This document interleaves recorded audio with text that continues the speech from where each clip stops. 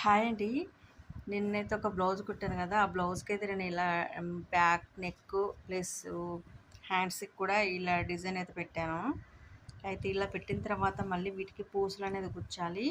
పూసలనేది గుచ్చాలి. తర్వాత flower making చేయాలి. అంటే ఫ్లవర్స్ లాగా పెట్టాలి. ఫ్లవర్స్ కోసం అయితే నేను ఈ విధంగా అయితే రెడీ చేశాను. వీటినైతే ఫ్లవర్స్ లాగా డిజైన్ చేయాలి. అది ఎలా చేశాను ఏంటనేది చూపిద్దాం అనుకున్నాను కానీ ఇంకా టైం లేక అయితే ఇలా ఇవన్నీ ప్రిపేర్ చేశాను. వీటినైతే ఇలా తయారు చేసుకోవాలనమాట. అంటే ఇలా చేసిన వాటిని ఇలా తయారు చేసుకున్న తర్వాత వీటిని మళ్ళీ మనం ఫ్లవర్ లాగా డిజైన్ చేయాలి. అంటే కుట్టాలనమాట. అది పెట్టిన తర్వాత మీకు చూపిస్తానండి.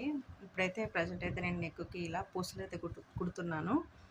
చూడండి ఈ విధంగా డిజైన్‌కి పూసలైతే కుట్టాలి. ఈ విధంగా కుట్టిన తర్వాత పూసలతోని ఇలా డిజైన్ చేసుకోవాలి. ఇది ఓల్డ్ డిజైన్ అయినా కూడా కస్టమర్ అయితే ఇలా పెట్టమన్నారు కాబట్టి కస్టమర్ కోసం